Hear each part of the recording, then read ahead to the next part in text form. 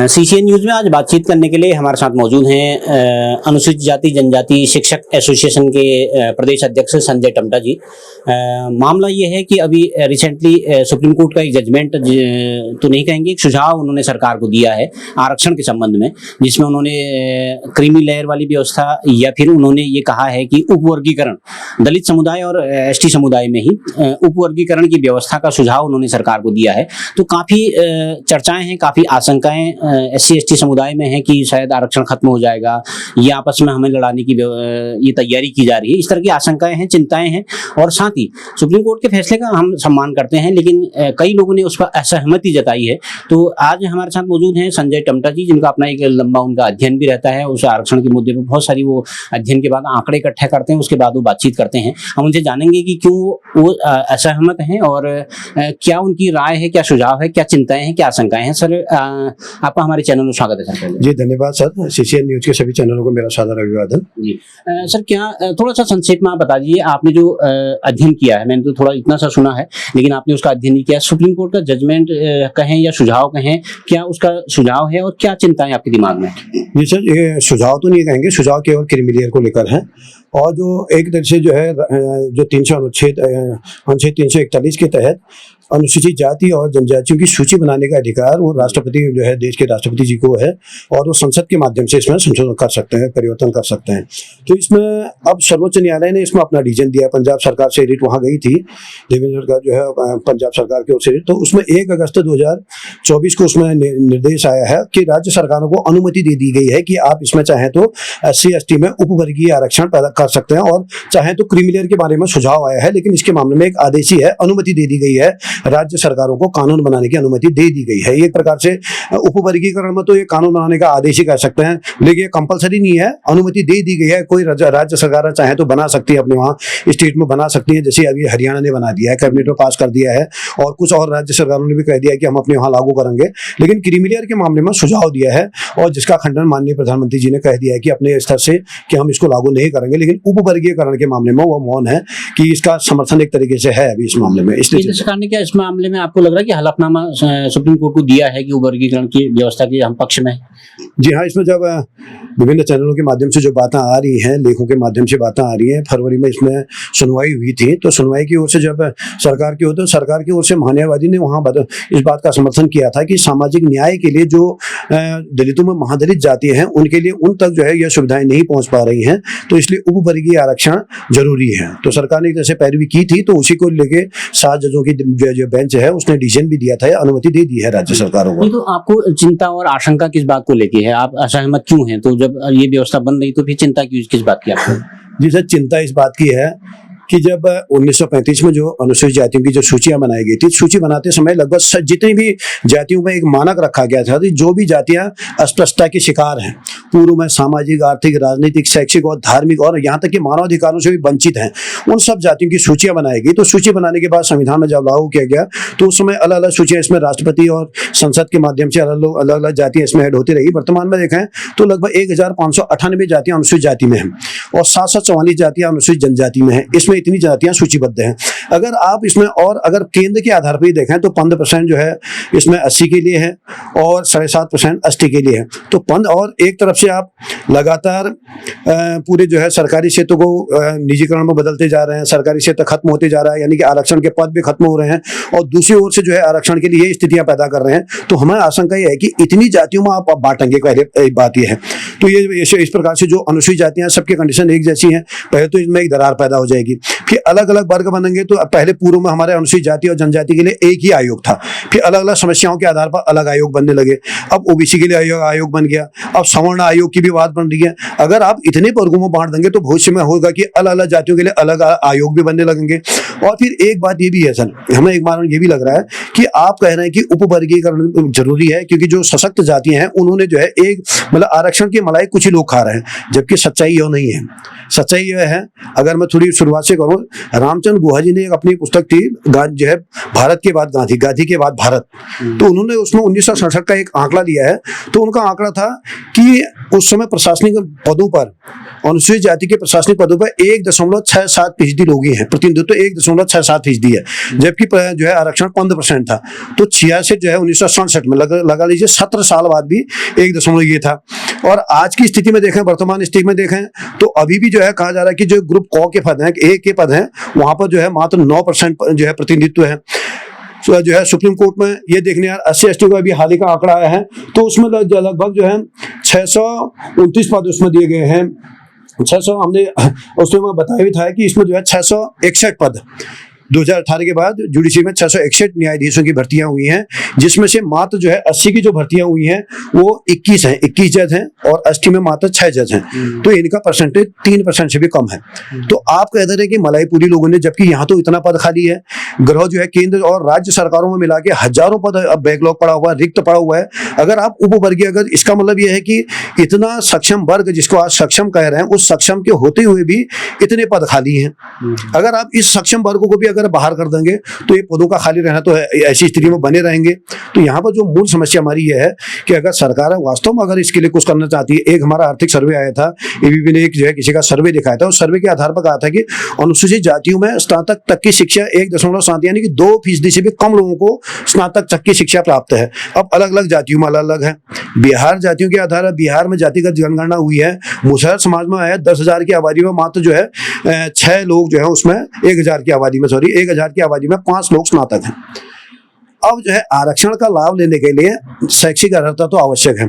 आरक्षण का लाभ केवल सरकारी नौकरी में है, सरकारी नौकरी में के लिए एक आवश्यक अर्हता की आवश्यकता पड़ती है, लेकिन जबकि यहाँ हमारा शिक्षा का स्तर नीचे बिल्कुल भी नहीं, ऐसी स्थितियां हैं। और दूसरा, इन जो है अनुसूचित जातियों का अधिकांश जो है जो वर्ग है वो सरकारी शिक्षा पर निर्भर है। सरकारी शिक्षा जो है गुणवत्ता परक शिक्षा नहीं है, तो कारण यह है कि अच्छी स्थिति में क्वालिफाई नहीं कर पा रहे हैं बच्चे। तो अब जो व्यक्ति सक्षम है उस वर्ग को भी आप अगर बाहर कर देते हैं, उसको अलग कर देते हैं, तो ये है कि वो वर्ग वहां तक पहुंचेगा कैसे जहां लिटरेसी नहीं है। ये बता रहे हैं ना सर, लेकिन ये तो एक किस्म की तकनीकी दिक्कत है, ये तब की दिक्कत है जब इसको लागू किया जाएगा।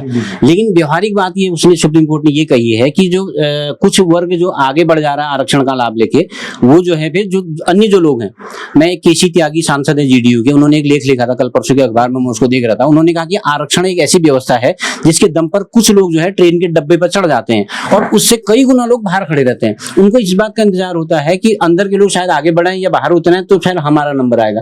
तो अंदर के जो बैठे हुए लोग हैं वो अंदर ही रह जा रहे हैं, तो बाहर वाला बाहर ही रह जा रहा है। तो आपस में ही मतलब जो जातिवादी व्यवस्था है, आपसी एक जाति में ही जातिवादी व्यवस्था हो जा रही है। तो इसमें क्या कहना चाहेंगे? जी, ये ट्रेन के डब्बे वाला उदाहरण जो है, ये हाँ ना देख रहा हूँ, ट्रेन के डब्बे वाला उदाहरण है ना, इसको गलत तरीके से प्रस्तुत किया जा रहा है। पहले चलो ट्रेन के डब्बे में जिस लोग को कहा जा रहा है कि इतने लोग सवार हो गए, अब मैं कह रहा हूँ कि जो है 600, अगर सुप्रीम कोर्ट का अगर हम मामला दें तो 661 वहाँ जज सीटें हैं, तो 661 में से जो है अब यहाँ पर 80 के कितने होने चाहिए थे, तो लगभग यहाँ पर आपकी जो है कितने सीटें हैं, 21 सीटें ही हैं, बाकी सीटें तो खाली हैं। अगर हम उत्तराखंड के परिप्रेक्ष्य में देख लें तो उत्तराखंड के परिप्रेक्ष्य में कार्मिक विभाग की 2012 के बाद 12 में रिपोर्ट आई थी, तो उसने 80-80 में कहा था कि यहाँ पर 80-80 का 19 प्लस जो है 4 23% आरक्षण है। 23% में ग्रुप क में 14.62% यानी कि 14% जो है पद भरे हुए हैं मात्र, है नहीं। अभी भी कितना है 23 के मतलब ये जो है 9% पद खाली है नहीं। और ऐसे ही ग्रुप ग में भी जो है यही स्थिति है, वहां भी 14-14.5% है, और ग्रुप ख में भी। और हम अभी मैंने बताया कि केंद्र सरकार में 9% कोटा भरा हुआ है। तो इसका मतलब है उस ट्रेन में, जिस ट्रेन में चढ़ने की बात कही जा रही है, अगर वहां पर 100 सीटें हैं तो 100 सीटों में से अभी भी ये मानिए कि 50-60 सीटें खाली हैं, यानी जब ये बात तब आ सकती थी जब पूरी की पूरी सीटें आप भर देंगे, तब बात आनी चाहिए भैया अब ट्रेन का डब्बा भर गया है, अब जरूरत है कुछ लोगों को उतरना पड़ेगा। अब तो उस डब्बे में तो अभी डब्बा भरा ही नहीं है, उस डब्बे में तो अभी 60-70% सीटें खाली हैं, और उस डब्बे में भी कुछ वीआईपी डब्बे लगे हुए हैं। सुप्रीम कोर्ट जो है जुडिशरी का डब्बा लगा हुआ है, वहां पर मात्र जो है 23 में से मात्र जो है कितने परसेंट है, 1-2% लोग खाली हैं। 23 सीटों में से केवल 2 सीटें भरी हुई है, 20 सीटें वहां भी खाली है नहीं। और ग्रुप ए वाली, जो ग्रुप ए का वीआईपी डब्बा है, उस ग्रुप ए में 23 सीटें हैं, 23 में से 9 ही सीटें भरी हुई हैं, इतने पर जो है उसमें 14 सीटें अभी भी खाली हैं। तो ये तर्क तब देना चाहिए जब डब्बा भर गया हो। आपका डब्बा तो अभी आधा खाली है, है नहीं, ऐसा भी नहीं है कि कोई नहीं चढ़ा। आज संगठन आवाज उठा रहे हैं, हम आवाज उठा रहे हैं कि भाई हमारा कोटा नहीं भरा है और इसके लिए कोटा, तो ये कैसे कहते हैं कि हम नहीं चढ़े। हम तो मैं इस बात को पूरी कर लेता हूं कि हम तो कह रहे हैं कि भाई हमारी सीटें पूरी होनी चाहिए, पहले हमारा पूरा डब्बा भरो तब बात की बात करो। लेकिन हम पर आरोप लगाया जा रहा है कि जो वर्ग आगे बढ़ गया है वो दूसरों को नहीं आने दे रहा है, जबकि हम आवाज उठा रहे हैं कि इस वर्ग में पूरी सीटें हमारी भरी जाएं तब जाके ये बातें की जाए। ये बात गलत है कि ट्रेन का डब्बा है दूसरे लोग चढ़ नहीं दे रहे हैं, बल्कि सच्चाई है कि उस ट्रेन का डब्बा अभी पूरा भरा ही नहीं है। उस ट्रेन के डब्बे में 60-70% सीटें खाली हैं, आप उनको भरिए तब जाके ये बातें कहिए। ये जो पद रिक्त हैं उसमें ऐसी कोई साजिश तो है नहीं, मतलब आप कोई एलिजिबल ही नहीं हो पा रहा है तो आपका वर्ग, तो वो ऐसे कोई सरकार की साजिश तो नहीं है, वो पद निकलते हैं तो उसमें कोई योग्यता ही नहीं है तो वो पद वैसे रिक्त हैं। बिल्कुल क्या कहना चाह रहा है? बिल्कुल सही बात। अगर पद रिक्त हैं सर तो ये शिक्षा की जिम्मेदारी किसकी है? सरकारों की है। राज्य सरकार है, समवर्ती सूची में हमारी शिक्षा है, राज्य सरकार केंद्र सरकार दोनों जिम्मेदार हैं।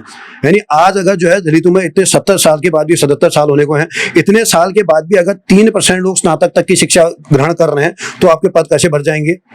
यानी और लिटरेसी 2011 की जनगणना के अनुसार लगभग 34% आबादी 80 में है, 40% आबादी 80 में अशिक्षित है, अनपढ़ है, और जो शिक्षित भी हैं वो पढ़े लिखे नहीं है, उनको क्वालिटी एजुकेशन नहीं मिली हुई है नहीं, तो पद खाली है तो इसका मतलब लोगों को क्वालिटी एजुकेशन नहीं मिल पा रही, उसके लिए एलिजिबल नहीं हो पा रहे हैं। अभी 10-15 साल तक मेडिकल में जो है डॉक्टर्स के पूरे पद खाली रहते थे, इंजीनियर के पूरे पद खाली रहते थे, और जो विभागीय विशेषज्ञ पद होते हैं विशेषज्ञ, वहां अभी भी पद खाली हैं। तो ऐसा ये आरोप लगाना कि आप पद भर गए, ये स्थिति तब आनी चाहिए जब पूरे पद भर जाएं, बैकलॉग के पूरे पद भर जाएं। यानी कि हम जो है ऐसे लोग तैयार ही नहीं कर पा रहे हैं, डॉक्टर इंजीनियर तैयार नहीं कर पा रहे हैं, वैज्ञानिक तैयार नहीं कर पा रहे हैं, ये स्थितियां हैं। ये तो सर ऐसी स्थिति होगी ना, मतलब आप एक ऐसा तर्क गढ़ रहे हैं, आप क्योंकि आप लाभ ले रहे हैं या जो लोग लाभ ले रहे हैं वो इस तरह के तर्क गढ़ते हैं कि साहब पहले पूरा भरो तब हम छोड़ेंगे। तो क्या एक ऐसी व्यवस्था आप स्वतः एक अंदर से ऐसी व्यवस्था आप नहीं कर सकते, बड़ा दिल दिखाते हुए कि यार मेरा भाई पीछे रह गया है, मैं उनके लिए छोड़ दूं क्योंकि मैं सक्षम हो चुका हूं? तो क्या ऐसी व्यवस्था, ये सेल्फ रेगुलेटरी वाली जो व्यवस्था हम ऐसा कह रहे हैं? ठीक सर, ये बात है, एक भ्रम फैलाया गया है। इसमें समाज शास्त्र के प्रोफेसर हैं विवेक कुमार जी, प्रोफेसर विवेक कुमार हैं, उन्होंने एक अध्ययन किया, इन्हीं बातों को उठाते हुए एक अध्ययन किया है उन्होंने। अध्ययन में उन्होंने यूपी को ही उन्होंने केंद्र में रखा, यूपी में केंद्र में रखे हुआ उनका अध्ययन का है। उन्होंने कहा कि मैंने 50 IAS का अध्ययन किया और यह देखना चाहता था 50 IAS में से कितनों के बच्चे IAS हैं। उनका कहना है कि उनके अध्ययन में अपनी रिपोर्ट बना रखी है, उसने बुक में लगा रखी है उन्होंने, और उन्होंने कहा कि 50 में से मात्र 2 लोग हैं, 2 IAS ऐसे हैं जिनके बच्चे IAS IPS हैं, बाकी 48 IAS के बच्चे सब प्राइवेट सेक्टर में काम कर रहे हैं। उनका दूसरा आंकड़ा एक है, उन्होंने JNU में जितने भी टीचर आए हैं 100 टीचर का अध्ययन किया है। 100 टीचर में से उन्होंने कहा कि एक टीचर ऐसे हैं, एक प्रोफेसर ऐसे हैं जिनके पिताजी सरकारी सेवा में थे, 99 शिक्षक ऐसे हैं जिनके कोई खानदान में कोई शिक्षक नहीं था या मतलब जो है कोई सरकारी नौकरी में नहीं था। तो यह आरोप गढ़ देना कि भाई जो पीढ़ी दर पीढ़ी कहीं कहीं हो सकता है ऐसी स्थितियां कि कहीं कोई आ रहा है उसके बच्चे भी लाभ ले रहे हैं ना, सामाजिक और आर्थिक स्तर तो ऊंचा हो तो गया, ये तो आप मानते हैं ना? बिल्कुल, देखिए सामाजिक और आर्थिक स्तर ऊपर हो गया, लेकिन एक व्यक्ति के ऊपर उठने से ये जो उपवर्गीय आरक्षण है, ये एक तरह से हम इसको जातीय क्रीमी लेयर के रूप में देखते हैं। क्या एक व्यक्ति जाति में ऊपर हो गया तो उसका पूरा समाज ऊपर उठ गया? अभी हमारे जो है देश की महामहिम राष्ट्रपति द्रौपदी मुर्मू हैं, अगर वो राष्ट्रपति बन गई हैं, जनजाति है, तो पूरी जनजाति को हम सफल मान लेंगे? ये बात तो केवल उनको हो सकता है कि चलो वो आगे आ जाए, उनके बाद उनका परिवार बड़ा है, लेकिन उनका व्यक्तिगत परिवार बड़ा है, उनकी पूरी जाति नहीं बढ़ी है कि उनकी जाति को हम आगे कर दें। एक व्यक्ति आगे बढ़ता है तो केवल उसका परिवार या केवल व्यक्तिगत रूप से आगे बढ़ता है, उसका पूरा समाज उसकी जाति। तो आप मानते हैं ना कि उसको जो आगे बढ़ गया उसको सामाजिक तौर पर प्रतिष्ठा मिलती है, उसको आर्थिक रूप से संपन्न हो जाता है, सामाजिक प्रतिष्ठा तो उसको मिलती है, और जिसको सामाजिक प्रतिष्ठा मिल जाती है वो अपने ही वर्ग में जो निचला तबका है उसके साथ भेदभाव करता है। क्या आप इससे कितने सहमत हैं? देखिए भेदभाव, देखिए सर, दुनिया में आर्थिक भेदभाव, आप भेदभाव नहीं कहेंगे, आर्थिक असमानता तो सब जगह होती है नहीं, सभी परिवारों में होती है, सभी जातियों में। लेकिन यहाँ पर जो हमारा जो आरक्षण की जो अवधारणा थी, उसका कॉन्सेप्ट क्या था, मूल अवधारणा क्या थी? अवधारणा ये थी कि जो जातियां इसमें जो है, जब पहले जो है थोड़ी और पीछे चले जाएं तो इसमें JS मिल थे, उन्होंने आरक्षण का जन्मदाता उन्हें कहा जाता है। तो जब आरक्षण में होने का लोकतंत्र के बहुत बड़े समर्थक थे, तो उन्होंने कहा कि लोकतंत्र कहीं पर भी जो है बहुसंख्यक का आतंक नहीं होना चाहिए। बहुसंख्यक का आतंक का अर्थ है अगर किसी क्षेत्र में उनसे प्रश्न किया गया, आप लोकतंत्र की बहुत बड़ी पैरवी कर रहे हैं, लेकिन अगर कहीं पर 80% समुदाय एक ही जाति है, एक ही धर्म के लोग हैं, वहां पर 20% जो है अल्पसंख्यक रह गए, तो जो अगर बहुमत है तो अल्पसंख्यक जो है बहुमत उन्हीं के पक्ष में होगा जो 80% लोग हैं। तो उनके लिए लोकतंत्र तो यहाँ पर जो है क्या हो गया, लोकतंत्र का तो कोई मतलब ही नहीं रह गया, उनकी न बात सुनी जाएगी, न उनके मुद्दे सुने जाएंगे, न उनके हित देखे जाएंगे। तो उनका तर्क था लोकतंत्र कभी जो है बहुमत का आतंक नहीं बनना चाहिए।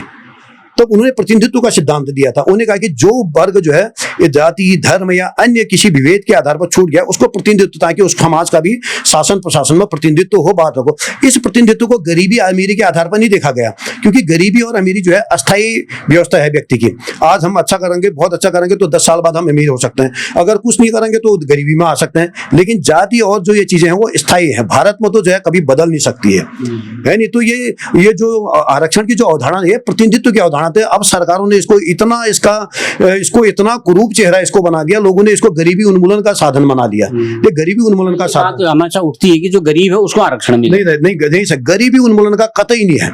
अभी EWS आया तो गरीबी उन्मूलन का इन्होंने पूरे आरक्षण का जो है संविधान की जो अवधारणा थी, जो आरक्षण की जो अवधारणा थी, EWS उस अवधारणा के बिल्कुल विपरीत है। अभी जो सुप्रीम कोर्ट का जो जजमेंट आया उसका कंसेप्ट भी तो यही है कि आपकी मतलब आरक्षण तो कहीं खत्म नहीं हो रहा है, लेकिन भ्रम ये भी फैलाया जा रहा है कि शायद आरक्षण खत्म करने की साजिश है।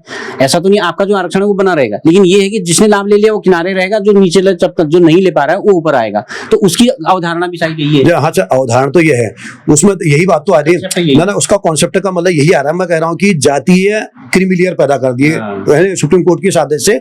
जातीय, अगर किसी जाति में कोई ज्यादा पढ़े लिखे हैं उस पूरी जाति को बाहर, जबकि जाति में हम कह रहे हैं कि कुछ ही लोग तो बाहर हुए हैं पढ़े लिखे, कुछ ही लोग उस जाति के पूरे तो नहीं हुए हैं। जैसे राष्ट्रपति जी हैं, अगर राष्ट्रपति बन गए तो पूरी जाति उनकी बाहर आ गई, ऐसा तो है नहीं। बाकी लोग तो अपनी जगह पर हैं और पूरा प्रतिनिधित्व का मामला है।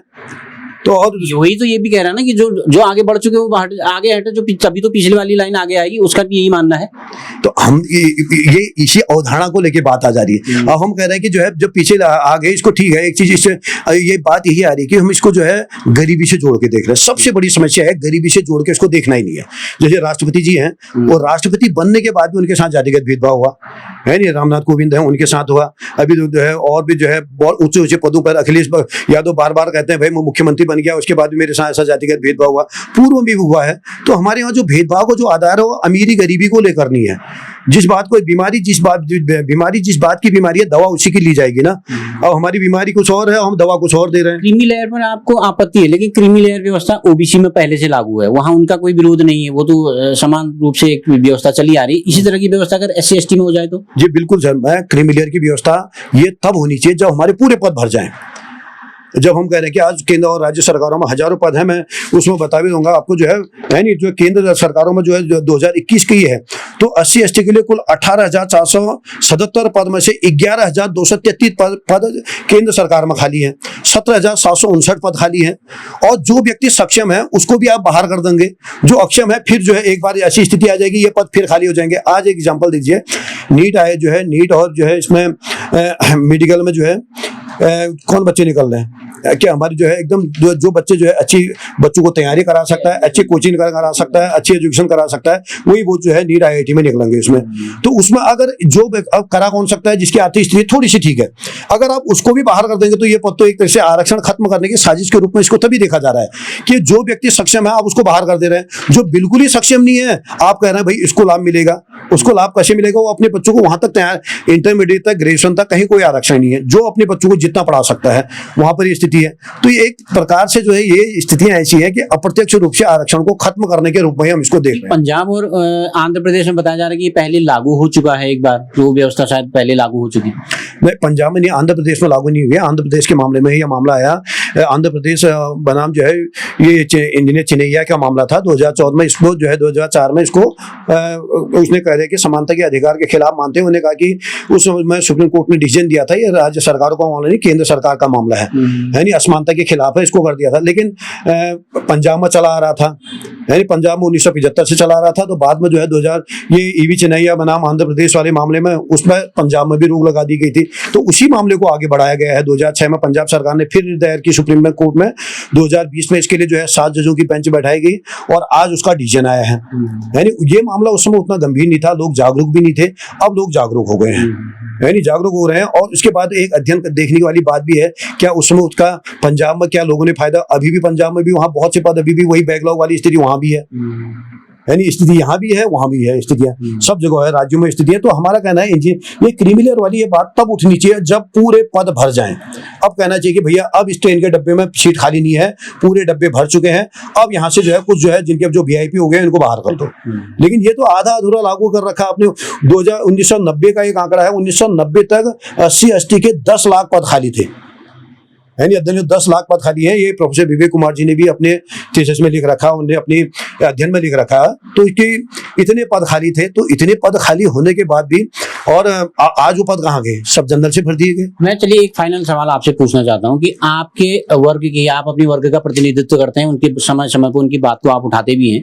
आपका वर्ग जो बहुत पीछे रह गया है, जैसे मैं पहाड़ की बात करूं, हमारे वहाँ लोहार लोग हैं, हमारे वहाँ दास लोग हैं, हमारे वहाँ ओड़ मिस्त्री का जो काम करते हैं SC वर्ग के लोग हैं, वो इसी तरह का ST समुदाय में भी बहुत ऐसे पिछड़े लोग हैं, चरवाहे लोग हैं, जंगलों में बकरियां चराने का काम करते हैं।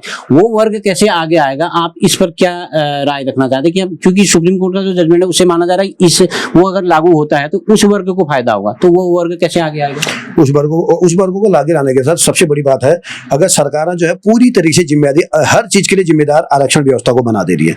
यानी उस वर्ग के लिए जो है अच्छे एजुकेशन स्कूल खोले जाएं, उनकी शिक्षा के स्तर को ऊपर उठाया जाए, हर वर्ग के शिक्षा के स्तर को। हमारी पहली पीढ़ी सरकारी नौकरी में आ रही है इतने वर्षों बाद भी, है नहीं, तो ये स्थितियां बन रही हैं। तो अगर शिक्षा का स्तर है ऐसा है कि हम और लोग भी आ रहे हैं, ऐसा नहीं है, लेकिन वहाँ संख्या कम है। जैसे कुछ मामलों में जातियां जहाँ ज्यादा हैं, जो ज्यादा जहाँ जागरूकता ज्यादा है, उन लोगों ने सबसे पहले फायदा लिया है, आरक्षण का फायदा ज्यादा मिला। जो पढ़ लिख के गए तो वहां पर भी स्थितियां ऐसी है कि उनके शिक्षा का स्तर को उठाया जाए, रोजगार। आज जैसे वाल्मीकि समुदाय को लेगा, वाल्मीकि समुदाय का पूरा एकाधिकार है 4th क्लास के पदों पर, 4th श्रेणी सफाई कर्मियों में। तो आज जो है इस समुदाय सरकार वास्तव में कार्य करना चाहती है, बड़ी बुरी स्थिति में काम कर रहे हैं, 350 रुपए में पर डे में काम कर रहे हैं, 5-5 हजार में काम कर रहे हैं महीने में।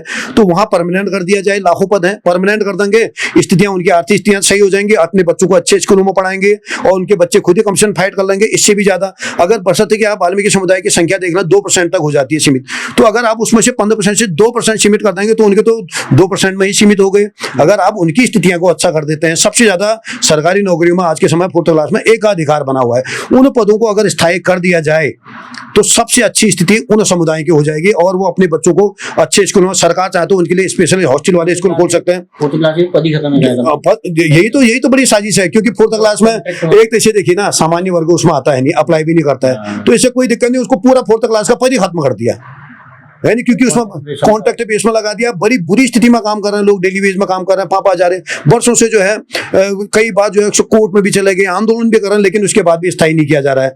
अगर स्थायी कर दें तो सबसे बड़ी स्थितियां हैं, स्थायी हो जाएंगे तो हर कोई अपने बच्चों को अच्छे एजुकेशन देना चाहता है, पढ़ाई लिखाई कराना चाहता है, सरकार जो है अच्छे क्वालिटी एजुकेशन देना। तो जिस दिन निकलेंगे तो निकल रहे हैं। ऐसा भी नहीं कि वाल्मीकि समुदाय के अच्छे अधिकारी भी हैं, प्रोफेसर भी है, पहाड़ के लोगों की अपेक्षा, मैं बता रहा हूँ, पहाड़ के शिल्पकार जातियों के लोगों की अपेक्षा प्लेन का वाल्मीकि कई गुना आगे है।